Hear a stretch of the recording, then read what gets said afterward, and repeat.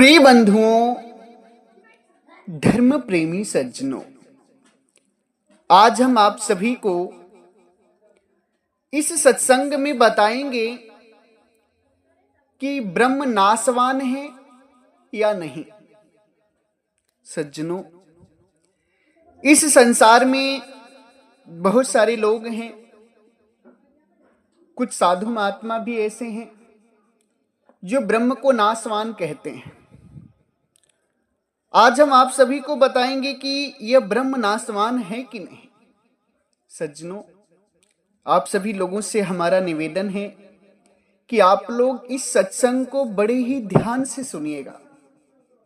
साथ ही साथ हमारा चैनल भी सब्सक्राइब कर लीजिए ताकि हमारे जो सत्संग हैं वो आप सभी पर आते रहें और आप सभी परमात्मा के दिव्य ज्ञान को जानकर अपने जीवन का कल्याण कर सकें। सज्जनों, इसी संदर्भ में सदगुरु के परम भक्त श्री सुनील कुमार जी, जो वर्रा कानपुर की धरा से हैं, इनके द्वारा इनकी कमाई का 10वां अंश संत सदगुरु भोजन भंडार और प्रचार प्रसार की सेवा में दान आया है। खूब खूब आशीर्वाद। भक्त श्री सुनील कुमार जी अपनी कमाई का 10वां अंश सदैव गुरु की सेवा में, साधु संतों की सेवा में, आश्रम की सेवा में, भोजन भंडार की सेवा में दान करते हैं। अति उत्तम विचार है उनका, बहुत अच्छी श्रद्धा है। इसी के साथ साथ भक्त श्री वस्तीराम कटारिया जी, इनके द्वारा भी इनकी कमाई का 10वां अंश गुरु की सेवा में, साधु संतों की सेवा में दान आया है। खूब खूब आशीर्वाद। साथ ही साथ सदगुरु के परम भक्त श्री प्रभुनाथ पांडे जी, जो ग्राम चांदपुरा छपरा बिहार की धरा से हैं, बिहार की धरती से हैं, इनके द्वारा भी सदगुरु की सेवा में, भोजन भंडार में, आश्रम की सेवा में, गुरुदेव की सेवा में अति सुंदर दान आया है। खूब खूब आशीर्वाद सभी को। सज्जनों, कुछ लोगों का कहना है कि ब्रह्म नाशवान है। सज्जनों, ब्रह्म नाशवान नहीं है। कैसे नाशवान नहीं है? सर्वप्रथम ब्रह्म नाशवान है कि नहीं, इस चीज को जानने के लिए आपको ब्रह्म को जानना होगा कि ब्रह्म है कौन। ब्रह्म को जानना होगा कि ब्रह्म है कौन। सज्जनों, ब्रह्म कहते हैं निरंजन भगवान को। किनको कहते हैं? ब्रह्म कहते हैं निरंजन भगवान को। निरंजन भगवान वो हैं जिन्होंने इस सृष्टि का निर्माण किया है। इस धरती को, आकाश को, पाताल को, चांद तारा को, सबको बनाने वाले ब्रह्म निरंजन हैं। इस बात को परमात्मा सदगुरु कबीर साहब भी अपनी वाणी में कहते हैं, निरंजनी जाली पसारा संतो निरंजनी जाली पसारा, स्वर्ग पताल रचो मृत्यु मंडल तीन लोक विस्तारा, निरंजनी जाली पसारा संतो निरंजनी जाली पसारा। परमात्मा सदगुरु कबीर साहब कहते हैं, हे संत जनों, जिज्ञासुओं, नेमी प्रेमी, इस सृष्टि के जाल को पसारने वाले जो हैं वो ब्रह्म निरंजन हैं। ब्रह्म निरंजन को ओम भी कहा जाता है, ओमकार भी कहा जाता है, निर्विशेष ब्रह्म, परात्पर ब्रह्म, ब्रह्म निरंजन आदि नामों से उन्हें वेद भी कहता है, वेद भी संबोधित करता है। इस सृष्टि को बनाने वाले, पानी पवन धरती आकाश को बनाने वाले ब्रह्म हैं। सारे संसार के रचयिता ब्रह्म है। ब्रह्म ने ही सृष्टि बनाई है। सज्जनों, सदगुरु परमात्मा कबीर साहब कहते हैं, एक अंडे उमकारी सी सब जग भया पसारे, सभी नारी हैं राम की अविचल पुरुष भतारी। सज्जनों, परमात्मा सदगुरु कबीर साहब कहते हैं कि एक अंड ओमकार से सब जग भया पसार। एक अंड ओमकार यानी कि ब्रह्म निरंजन। ब्रह्म निरंजन से ही सारे संसार की उत्पत्ति हुई है। सदगुरु कबीर साहब कहते हैं कि सारे संसार को बनाने वाला ब्रह्म है। सभी इस संसार में जो लोग हैं वो नारियां हैं परमात्मा की। अविचल पुरुष भतार सबको सुख देने वाले हैं परमात्मा है। सज्जनों, आप सभी जान गए होंगे कि ब्रह्म कौन है। ब्रह्म वो है जिन्होंने इस सृष्टि को बनाया है। सृष्टि कैसे बनाई है, इस बात को हम सृष्टि रचना नामक वीडियो में डाल चुके हैं। सज्जनों, प्रश्न उठता है कि ब्रह्म नाशवान है कि नहीं।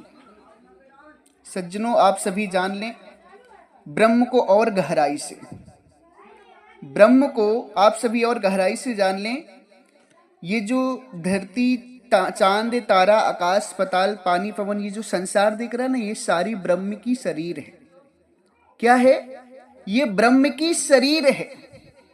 ब्रह्म कौन है? जो आत्मा सर्वप्रथम परमात्मा के अमर लोक देश से आकर के इस संसार को बनाई है, उसको ब्रह्म कहते हैं। किसको ब्रह्म कहते हैं? जिस आत्मा ने परमात्मा के अमर लोक देश से अलग होकर के संसार को बनाया है, इस सृष्टि का सृजन किया है, उस आत्मा को ब्रह्म कहते हैं। यानी कि आत्मा एक ब्रह्म एक आत्मा का नाम है, जो आत्मा परमात्मा के अमर लोक देश से अलग हुई है। अब ब्रह्म परमात्मा के अलग होने के बाद, परमात्मा से अलग होने के बाद जो शरीर पकड़ा, जो शरीर धारण किया, वो यही चांद, तारा, धरती, आकाश, पाताल, पानी, पवन है। अब यहां पर कुछ लोग कहते हैं कि ब्रह्म नाशवान है। देखिए, ब्रह्म नाशवान नहीं। क्यों? क्योंकि ब्रह्म एक आत्मा है। हाँ, ब्रह्म की शरीर नाशवान है। यहां से आप गहराई को समझें, गहराई में उतरें। ब्रह्म नाशवान नहीं है, ब्रह्म की शरीर नाशवान है, आत्मा नाशवान नहीं है। आत्मा ने जिस शरीर से संबंध बना रखा है, वो शरीर नाशवान है। सज्जनों, इस बात को समझना बहुत जरूरी है। ब्रह्म की शरीर क्या है?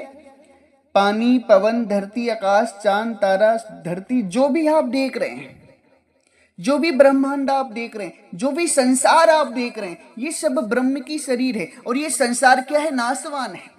ये सत्य नहीं है।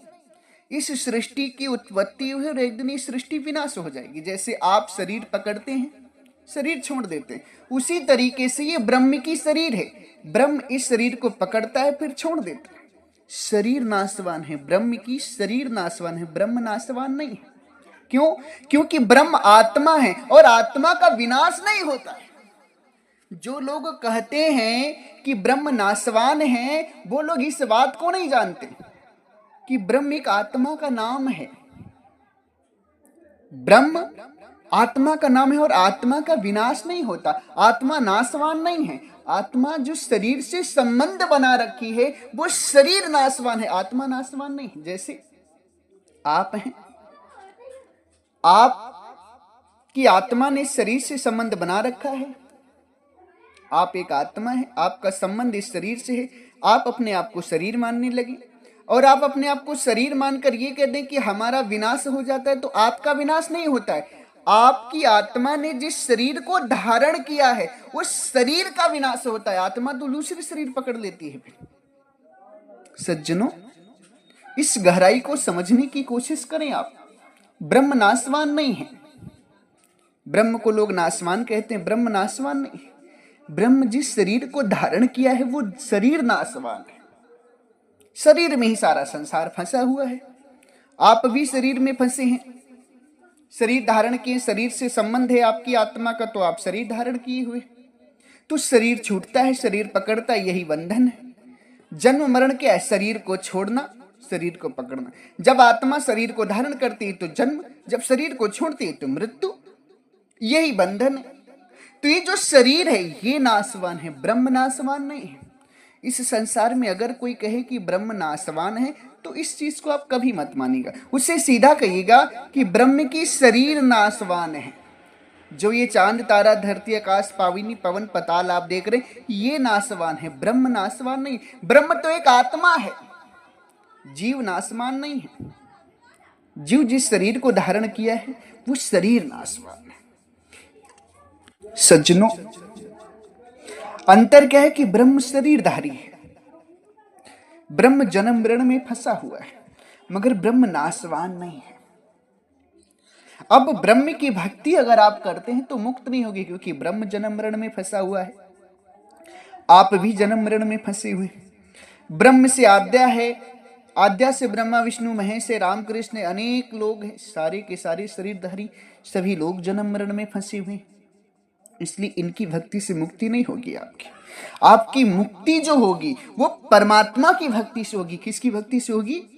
परमात्मा की भक्ति से। क्यों? क्योंकि परमात्मा विदेह है, जन्म और मरण से रहित हैं। परमात्मा जन्म मरण में नहीं फंसे। इसलिए प्यारे भक्तजनों, आप सभी अगर कोई कहते हैं कि ब्रह्म नासवान है तो उसको ना मानिएगा, क्योंकि ब्रह्म नासवान नहीं, ब्रह्म की शरीर नासवान है। ब्रह्म कौन है? ब्रह्म वो है जो आत्मा परमात्मा के देश से अलग होकर इस संसार को बनाया है।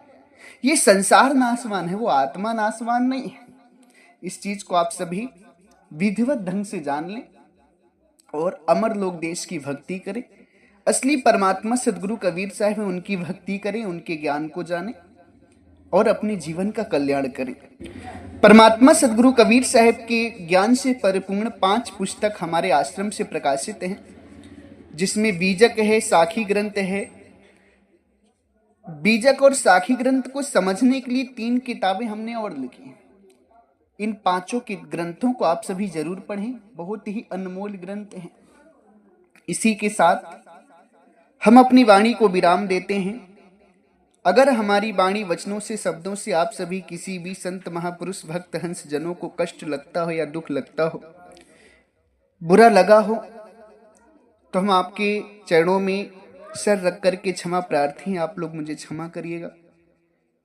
मेरे सत्संग सुनाने का, सदगुरु के वचन बोलने का अभिप्राय यह नहीं था कि मैं आपको कष्ट पहुंचाऊं, आपके हृदय में ठेस पहुंचाऊं।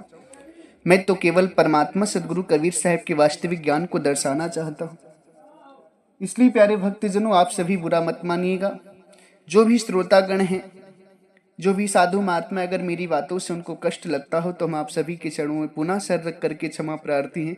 इसी के साथ एक बार प्रेम से बोलिए, सर्वव्यापक सर्व पूजनीय परम पिता परमात्मा सदगुरु बंदी छोर कबीर साहेब को साहेब बंदगी साहेब